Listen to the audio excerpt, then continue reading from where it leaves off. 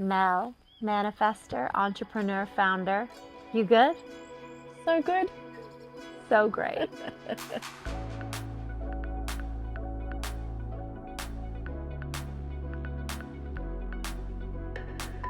Mel, I'm so happy you're here today. Thank you for having me. Thanks for coming. You're just an inspiring manifester. Thank you. I try. Yes, and you do a good job. You do a fabulous job. Today, I want to get into the mechanics of manifesting, how someone who is listening to the episode can walk away and think, this is how Mel did it. This is how I can do it. Well, the thing is, do not do it how Mel did it. Why? So I'll tell you all the ways that I try. Because I believe that manifestation and the mechanics of manifestation are completely unique for every individual. But there are foundational aspects, right? But I work a lot with a modality called human design. And have you heard of human design? I have. And so human design is a blend of astrology, your chakra system, the I Ching, and Kabbalah. And it's a fairly new system in the world of modalities. It was only channeled less than 40 years ago. Human design really shows us all a unique energetic map of how our energy works with the energy of everything else around us. And so that's you, that's the plant, that's a project, that's a challenge, that's a situation, that's a relationship.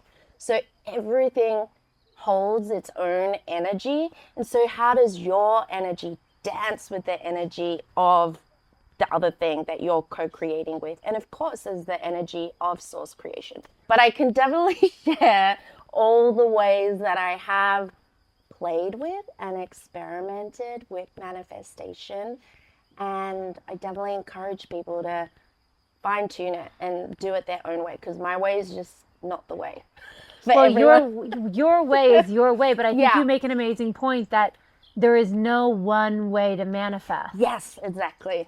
I truly Is believe that is that because we're all so different? Yeah, exactly. And I think especially this kind of homogenized social media world where we're all, fed the same things, we think that there is a one size fits all formula, but we're all so different. And so why shouldn't manifestation be like that too? So let's dive into that. How do you manifest differently? So I kind of pick all these modalities that I've been exposed to throughout the years. One of my favorites is a practice from Lacey Phillips, To Be Magnetic, who has a wonderful manifestation school. Podcast, right? Yeah. She has a podcast too, but Okay. her app and her online courses are amazing. So we were kind of talking a little bit about it before, is like, sure, we can all write our lists or do our visualizations, but what is all of that unless you've done all of the work too? So Lacey's technique really combines doing the work as well as knowing your desire and getting really detailed with what that is. But for me and my energetic through the lens of human design, it's not about the bullet point detail. The way that my energy works is, how do I want to feel in that manifestation? So I have to get in tune with the emotions and the feelings. So instead of saying, I want a house with 3 bedrooms in this neighborhood, etc., if you have the energetic type, which you can look up in your human design, which is called a non-specific manifestation, it's about getting into the feeling. So when I was manifesting a house, it was more about, how did I want to feel? So I wrote down, I want to feel very spacious. I want to feel calm. I want to feel like I have room to create. So it was more about getting in touch with the feeling. So yeah, that's why it was a bit of a blend for me. Right. It's not kind of a type A, one step in front of the other. Because for me, I manifested my partner through lists. Yes. Over 100 qualities. Yeah.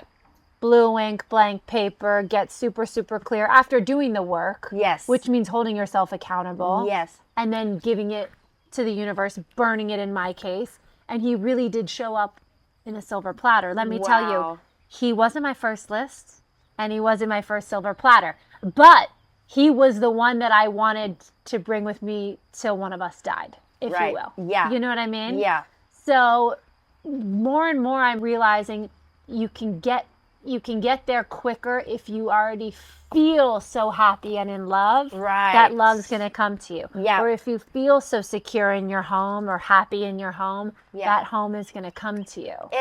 It's magnetic, you know. It's magnetic. Yeah. But I think the other thing that you mentioned, which is the secret sauce that I've seen time and time again, and especially with myself, is the letting it go. So you burn it. And this is the part that I think it was super challenging for me to let go of a burning desire. But that is the juice in manifestation, is to be able to just, that moment of surrender. And the way that I've reframed the surrender is the allowance of co-creation.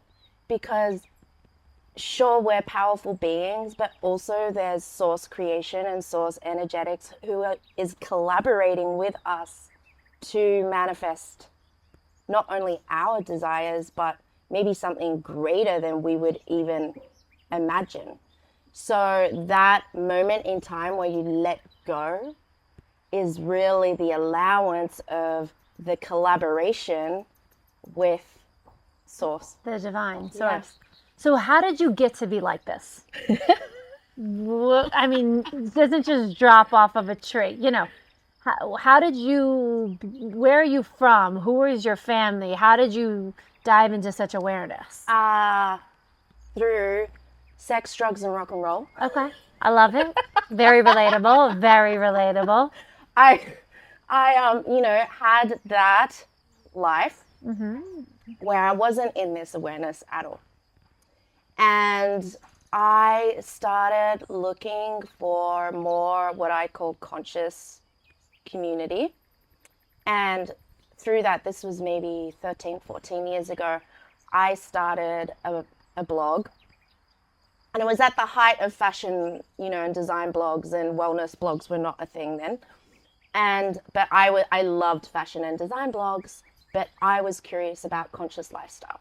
So then I started looking for people living more consciously and interviewing them. And this was before the podcast era too, and putting them on the blog. And it was really through meeting these people and how they were living a more connected, conscious life that I started learning through osmosis, I guess. Yeah. And then I stopped drinking, and the sex and drugs and rock and roll. And everything kind of followed suit. Right. Good for you. Thank you. You really decided to level up. Well, yeah. It was, I don't know if I consciously decided, but it was more that I was kind of done with the partying situation. And now it's your whole life. You have a business about being conscious. What does conscious mean to you? Conscious means to be aware of yourself, because when you become aware of yourself at deeper and deeper levels, you then become aware of how connected you are with your community around you, and then from there, how connected you are with the earth and the planet. So conscious means that awareness of oneness and how connected we all are. So many people don't live that or don't understand it. How can you advocate for living a conscious life? I mean, I certainly am not perfect at it. It would be very challenging to do so. But it is, if you have the privilege to make these sorts of decisions of how you're spending your money on certain groceries, if they're in plastic, if they're being grown with chemicals. You think about those farmers who are using the chemicals, that's an extension of our community. And what's it doing to their health? And then what are those chemicals doing to the earth when they're being seeped into the soil and then into the waterways? So it's a privilege I should say, it's a really big privilege, but with that privilege comes the power and the responsibility to make those choices. So I think if we do have that privilege, just to try in the little ways that each of us can. Right. In the little conscious ways. Yeah, exactly. By even being a friend to our neighbor. Yes, saying hi, smiling. And then for yourself too, is like if you can take that 10 minutes a day to meditate or just center yourself, then what effect and impact does that have when you go outside and you see your neighbor? I love that. So you really walked away from the sex, drugs, and rock and roll and into a world of oneness and connectedness, consciousness. Do you ever doubt yourself, even though you're making choices, good choices all day long? Yes, all the time. Yeah, especially as an entrepreneur, building a company and in a completely different way, not in a traditional startup way. And, there's a very heavy startup culture in Los Angeles and San Francisco, and there's a certain formula, and that's all scary.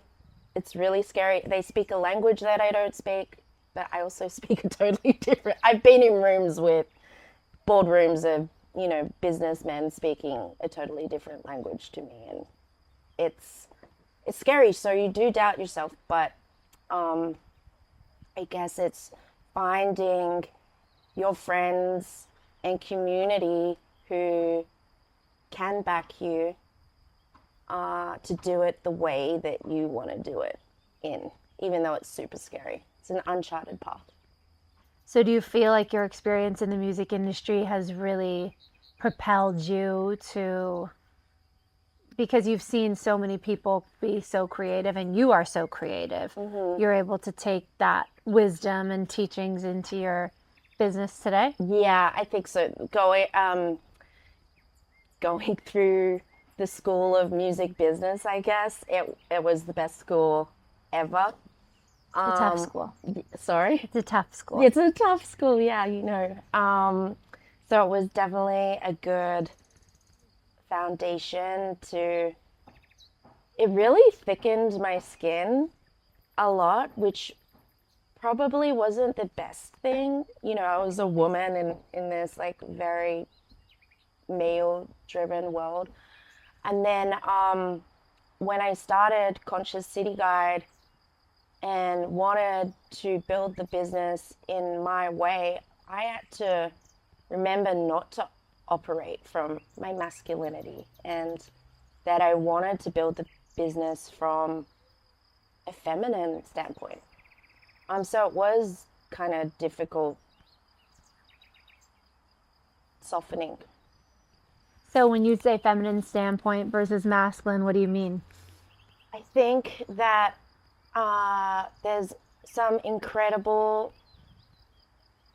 businesses that have been started by women, and it's really apparent which ones are doing it in a new paradigm and a new system that hasn't been tried and tested before. For instance, we start a lot of our group meetings with wins and challenges, which aren't about wins and challenges solely about work, but what are the wins and challenges in your life this week, so that we as a team can be compassionate to what, and people can share as much or little as they want within their win or challenge. But if they're going through something challenging with a family member or whatever it is, it gives the rest of the team a little more compassion to support that team member throughout the week.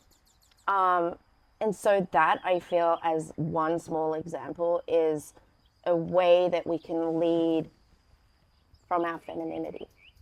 I love that.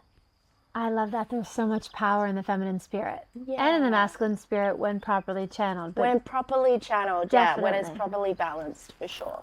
what are you manifesting for your future? I am manifesting to, it's not something physical, but I'm really working on this concept of freeing myself from my own perspective. Tell me more. So, in this game of, well, there's kind of two layers to that. And in this game of manifestation and reality, I met these two incredible women, actually, also one of the ways I've been manifesting, because I learned from so many people. Their company is called Alien Indiana Jones, and you should totally look it up. It's very, very Okay. cool. But in their practice of manifestation, they explain it so beautifully, where if reality is neutral, like a glass of water, sorry. And if reality is neutral like water, it takes the form of whatever's holding it, so the glass. And if your perspective or logic is the glass, then the reality is going to take that form.